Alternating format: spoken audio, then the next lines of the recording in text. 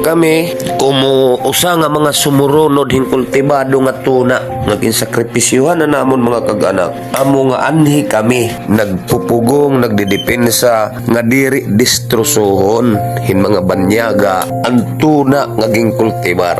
Ginaangkon hit gobyerno nga irat tuna pero kami nag-aangkon nga amon mga katigurangan, amon mga kalululuhan it nagkultibar hini nga tuna para mahimo nga prime irrigated rice land. Itamon panindugan hit pagproteher tungod kay among gingkikita og naghihinganugon kami ang sakripisyo han amon mga kag-anak mga kalululuhan nga gugubaon la hin mga banyaga, gugubaon la hin mga kurakot nga aad gobyerno. Kahit ini libre namon nga nasunod gikan han amon mga katigurangan nga namon lang tinididipinsahan nga ipasunod ngadto namon mga sumuronod. Sanglit naghangyo kami hitaad ha puder, kaluyan kami kitaon ang sakripisyo han katigurangan nga kasani nga ini nga katunaan in Timberland kakahuyan mga limaw dekada 70 nga dahan pag-abutan early 80s hasta nga nahimo na ini nga patag nga kahagnaan. Sanglit kami diri kami mahunong pagproteher